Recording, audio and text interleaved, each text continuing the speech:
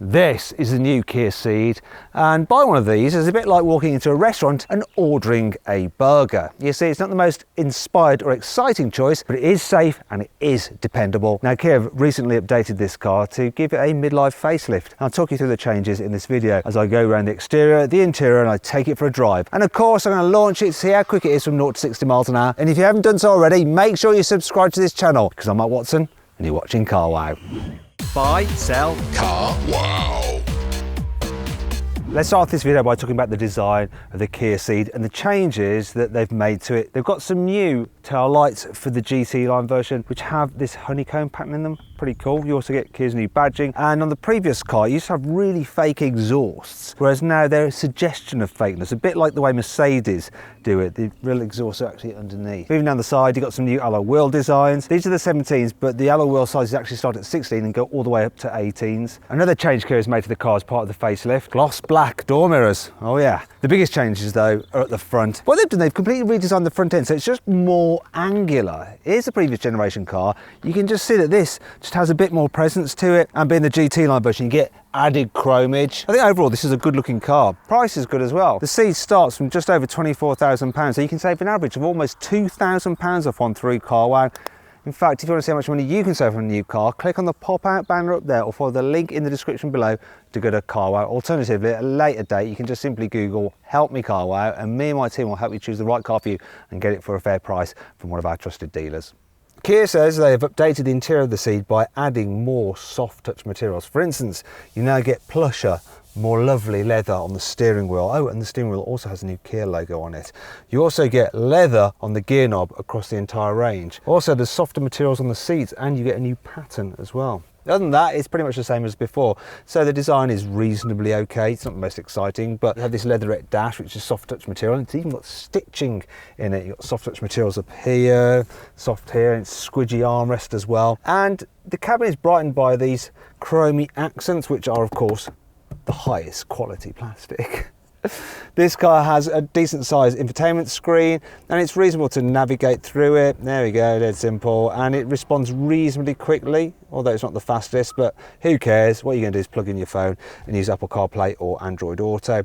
What I'm really pleased about though is that the climate controls are separate to the main infotainment screen, so you can easily operate them when you're driving, so quickly change the temperature like that. And I like the way that the actual temperature is within the dial itself, a bit like on an Audi R8. You also got some old school analog dials with a small screen in between it where you can cycle through various menus. That seems a little bit old-fashioned compared to the big digital screens you get in stuff like the Peugeot 308. Speaking of which, the Peugeot does have a more modern feeling interior, and if you want to see what it's like, click on the pop-out banner up there or follow the link in the description to watch my review of that brand new car. Another thing that's not so brand new about this is, look, got an old-fashioned handbrake, a manual one, which you could use for handbrake turns. Practicality is good though in this. Decent storage there. You've got a couple of cup holders there as well. The door bins are a reasonable size. Look, I'll take the big bottle. There's some storage under here for your mobile phone. Then you've got your connectivity there. There's a USB there, another USB there, old-fashioned USBs, and a 12-volt socket there as well. And then the glove box, that's a reasonable size too. Now, you might be thinking, wait a minute, Matt, in the previous scene when you're outside the car, you had your glasses on. Now you're inside, they've gone. Where are they? Well, look, they've magicked into there. Really handy glasses holder. That wasn't a mistake, that was totally planned. Oh, one last thing to show you. Look at this. There's so much adjustment in the seat. So even if you've got the longest legs in the world, you'll be able to get comfy behind the wheel. Also, if you're short, there's plenty of height adjustment. So even the smallest person will be able to see out over the bonnet, which is good. Ah, finally. Here in the back of the Kia Ceed, there's enough space. So knee room's good, headroom is good. Even people over 6 foot will have just enough space. If you need to carry 3 at once, well, there isn't that much of a hump in the floor, so there is enough room for everybody's feet. This centre seat isn't too uncomfortable either. However, the body is reasonably narrow, so people on the outer seats will get pushed out slightly, and because the roof curves in at the sides, taller people will end up brushing their heads against the roof lining, which isn't ideal, but it's okay for this size of car. In terms of other areas of practicality, you've got an armrest here with exposed cup holders, which is a bit of a shame, so when you're not using them, you do end up putting your wrist in them. They will fit a larger bottle, so we'll for door bins. You've got some pockets on the backs of the front seat, and really that's all you need to know. Oh, apart from the fact that it is quite easy fitting a child seat in here because the ISOFIX anchor points, they just move out the way so easily, and there is enough room for a bulky rear facing seat without having to push the front passenger seat forward. It's all good. Let's continue with the practicality theme here at the boot. So the load capacity of the Kia Ceed is 395 litres, which is more than a Volkswagen Golf and a Ford Focus. However, it's quite a lot less than a Skoda Octavia. Want to see my full in-depth video review of that car? Click on the pop-out banner up there or follow the link in the description below.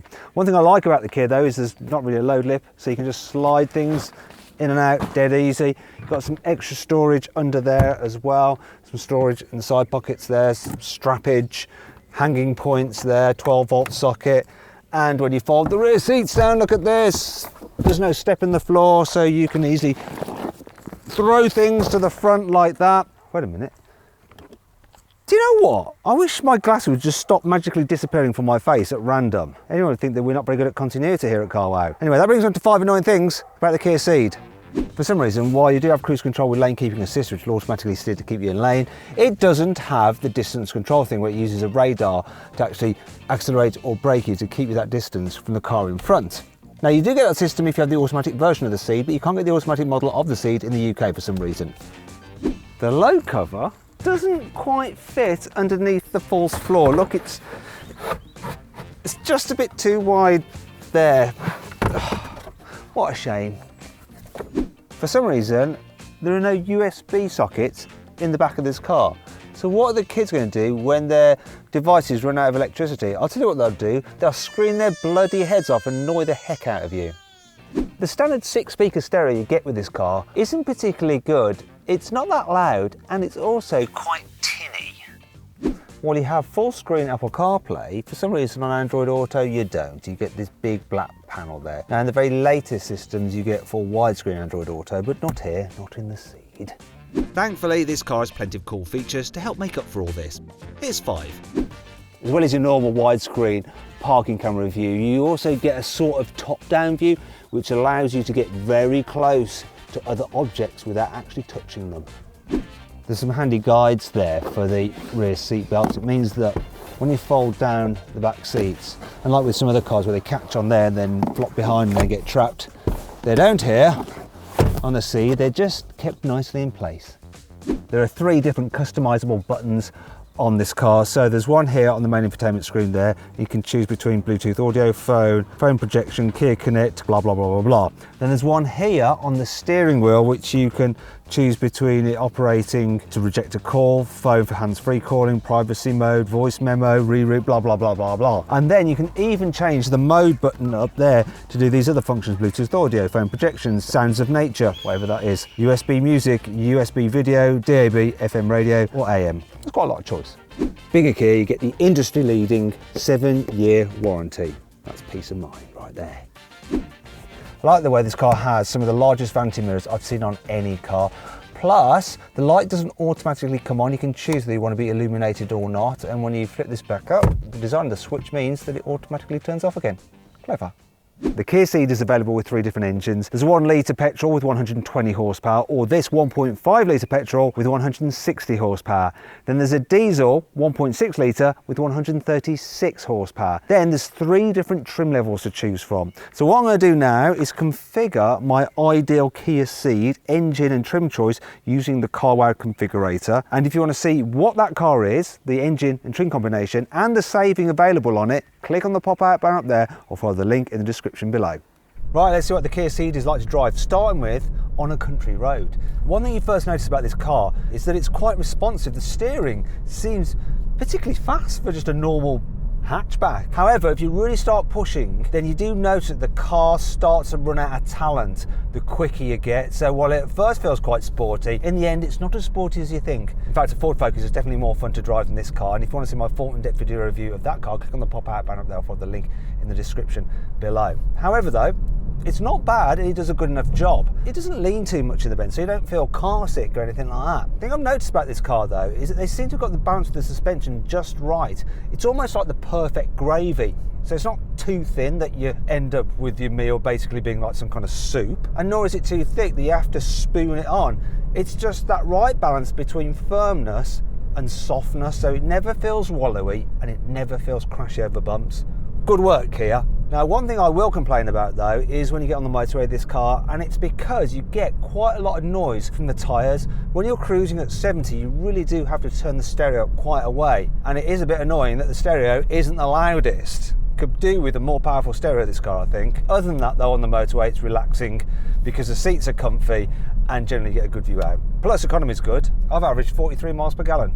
Not bad at all. Now then, let's see what the Kia's like to drive in town. Steering is nice and light, the brakes are progressive, the gearbox and the clutch, they're quite light, though the gear shift itself, while accurate, is a bit on the notchy side. Visibility is good, decent view at the back window, decent view at the front window, good door mirrors as well. They're not overly large. You've got a slightly different magnification on the edge of the driver's side mirror, which extends the view. That's handy. What is less handy though is that when you come to a junction and you want to pull away, this turbocharged engine has a bit of a lag. You really have to get it over around 2.5 to 3,000 RPM before it really starts pulling. It's a bit annoying that.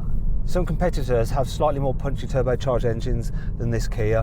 What I can't fault though is the turning circle. It's under 11 metres and it's better than most of its key competitors. I'll just illustrate that now by going around this mini roundabout.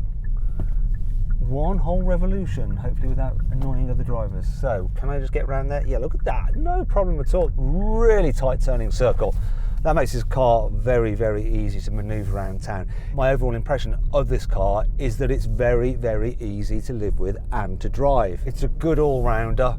It's not brilliant, it doesn't set your world on fire, it just goes about its business in a very easy and relaxing way indeed. Kia says this 1.5 litre turbo petrol manual version of the Ceed should be able to do 0 to 60 in 8.4 seconds, but I'm going to find out myself with my specialist timing gear up here. Let's launch it. A lot of wheel spin, that stank.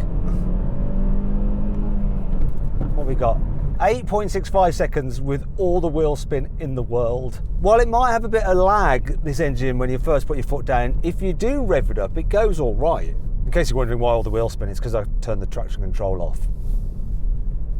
Sometimes it gives you a better time.